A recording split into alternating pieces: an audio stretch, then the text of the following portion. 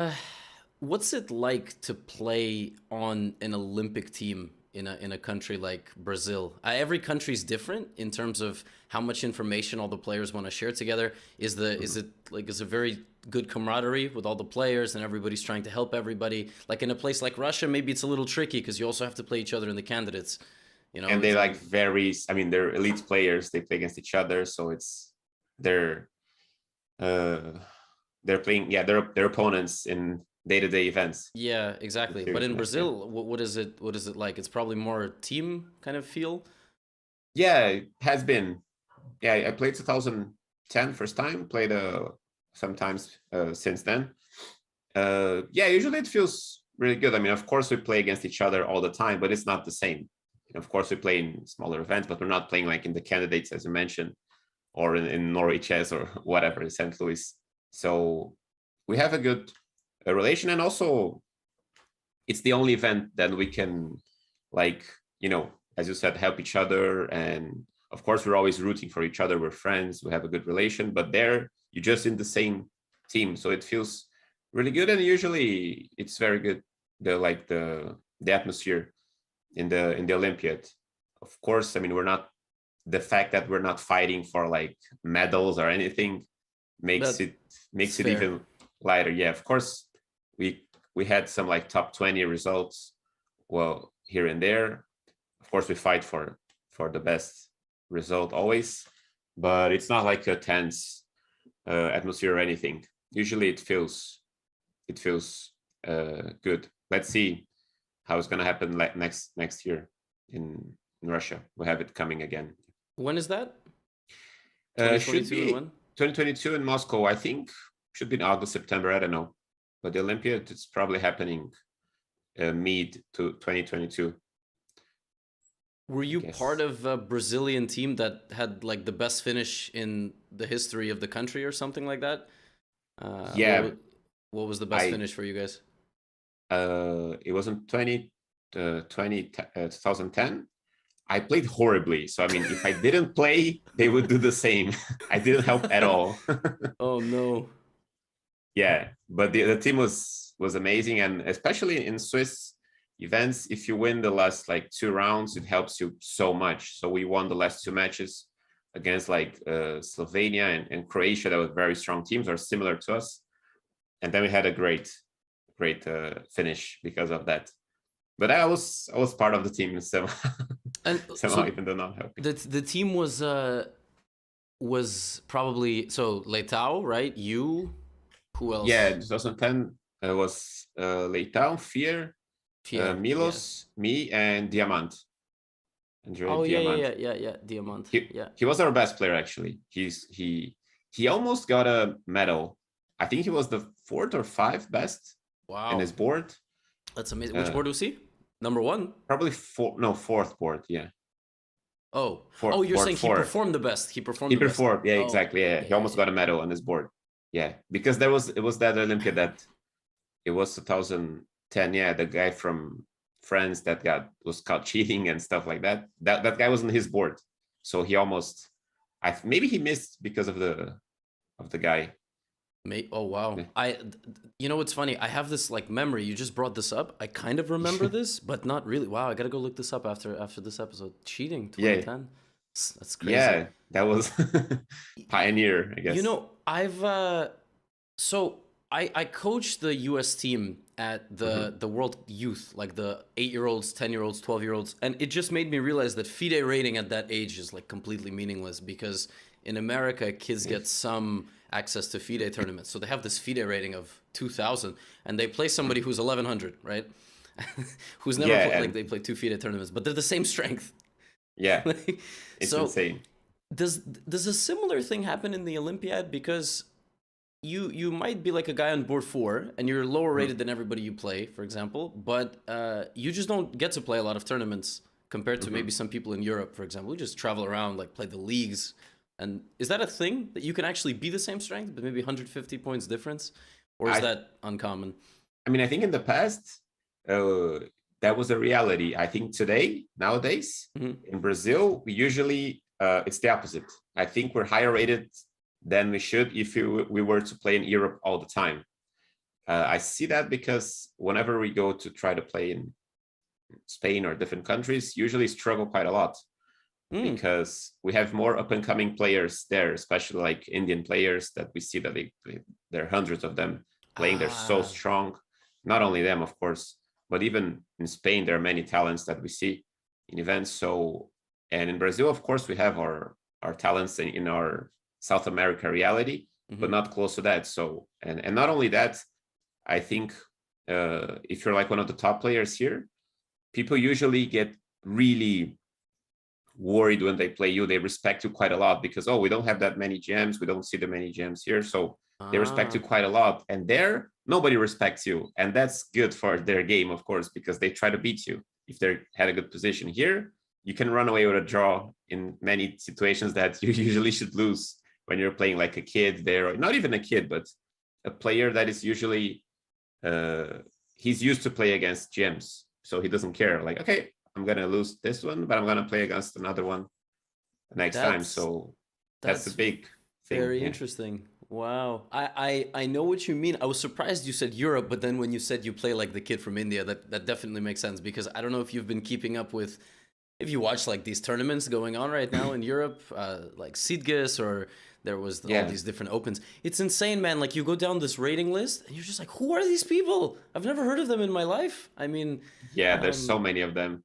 Yeah, but particularly from India right now, Definitely. it's like they're amazing. Yeah, it's insane. I'm looking every day like, who is this FM? Who is this IM? I've never heard of these people in my life, and they're 24, 20. You know, that's okay. So you make a good point. I know that GMs who come, or IMs who come to the United States, like we have this system right now where young guys and girls, but obviously it's a pretty big split, but men and women in chess, but like a lot of guys come over from Europe to study. We have universities here, and they go to college and they maybe make their GM title, play a little bit, and you know, they like 25, 50.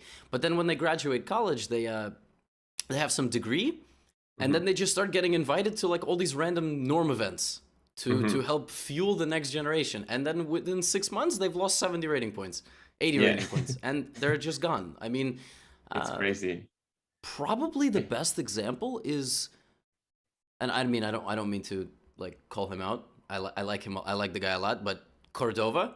So I played Cordova in 2018. I think he was 26-30, and I think I don't know what his rating is currently, but I think it's like 100 points lower.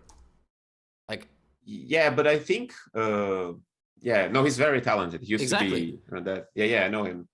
I mean, so. But yeah, on the US also, there's that, of course. But I think US is really, really difficult as well. I think it's similar that when we go to Europe, we feel the same thing when we go to the US, because there are so many new players and they're working hard on their game. They're not scared or afraid to play you. So in 2015, I was 2589. That was my peak rating. And I was really close to getting to 2600. I was playing like my best, working hard on the game. And I was scheduled to play an event in the World Open, but before that, an event in Washington. Forgot the name of the event. So I'm there, excited to get to 2600, and I lose 30 rating points. That was the worst tournament of my life. Wow. 30 points. And I was like working my way up for like 5 years. No, like 5 points here, 8 points there. And I just like scored terribly. And it's not that I play, of course I played badly, but they played so strong. I mean, the opposition was so difficult, and it traumatized a little bit me to coming back to the US again. It's so hard, but they're good. This was the World Open or the Washington tournament, or both? No, World Open was fine. It just I played okay there. It was the other event. It was I forgot the name. There's an event right before the World Open, like a week before, in the same place. Yeah. The Philly International, or kind of, yeah. DC Invitation, I think. Yeah. It was the same event, but in DC instead of Philly. Yeah. Yeah, I had a little taste of that some years ago. Was it kids who you played who were like really tough, or was it just not only some young players, but not only that. recently played. Actually, it's funny. I also recently played a tournament, Washington Chess Congress, which stopped my momentum. I actually was gaining also some points on the way back from my completely laughable rating, and I ran into some kids at also, yeah, it's funny, in Washington DC, this tournament, who were maybe 15, 16. If you see someone who's 15, 16 and they're like 2000, 2100, you're not thinking you're playing some ultra prodigy. Okay, you're thinking you're playing like a young player and everything. You have to be careful. These people played like 99% games against me. They just were super solid, didn't blunder. It's like, what do you do? I mean, you know, and then I take a risk. I'm in a worse position, but I know I can always maybe bail out, offer a draw. Maybe they're gonna get like a little nervous. Maybe, yeah, or not. Sometimes they're gonna play for a win. So yeah, in that tournament I played against John Michael Burke also, but when he was 2200, it was the last tournament. He was like 2250 or something, and I made a draw with him. It was a normal game, and then next list he was up to 2600. That whole story, too. So one of the young players that I faced was already very good, of course. Yeah. So I'm just gonna explain what exactly we're talking about. So for those of you that don't know, there's a rating change factor in chess, which for anybody over 2400 is considered like 10. That's the rating change factor. So normally it's 15, but now normally it's 20. 15 doesn't exist anymore, right? I think it's just 20. It doesn't. Yeah. Yeah. So it's double until you get to 2400. So you gain and lose kind of double what you would lose if you're not 2400. Unless you're under the age of 18, I think, and under 2300, then it's 40. And it doesn't update. So he was in the live rating. He was much higher already. Yeah. But you don't that it doesn't update until it's published. FIDE has this really funny thing where if you play games between December 1st and December 31st, they all count as if you are a certain rating. They don't, like you said, they don't live update, which this is so new. People don't understand this at all. It's not like chess.com or Lichess or playing online. So you could stuff a whole month worth of tournaments as a 2200, even though you're gaining rating. And he gained like 400 points or something completely insane. Exactly. And well, you just get that tournament that I lost 30 points. If I had like the 40, the factor, I would lose 120 points, right? Just so people can have an idea how disastrous it can be both ways, for winning or losing. What's currently happening in the United States is we keep seeing random 12 to 15-year-olds who are 2370, and we're like, what? They were 2100. So we look at their history, and they played a sanctioned official hybrid match. Do you know this concept? You can play like a hybrid match now. I don't exactly know what it is, but it counts for your classical rating. So you can play a classical chess game versus someone in a different country. And so what they're doing is they're playing random IMs who are like 2300. Well, I'm a random 2300 IM, but a little bit less random than some random IM in, like, let's say Serbia, and they just beat them twice. And with K40, they gain like 40 points per game. Wow. I mean, I played in a hybrid event online, but it was not federated. Yeah. So that's surprising. These count. And so they get 3.5 out of 4, you know, against the same two guys, and they gain 100 points. Like that. Yeah, like this. And then, you know, it's crazy. You look at the rating chart. It's like they're 2100, then it's plus 90, plus 90, plus 90. It's like, you know, like 2 months. Yeah, it's crazy. Gotta keep up with it. It's impossible. So I mean, the rating manipulation is pretty insane. Where was it for us, man? We had to do it the traditional way. Yeah, like every game there and go there, 5 points here, 10 points there.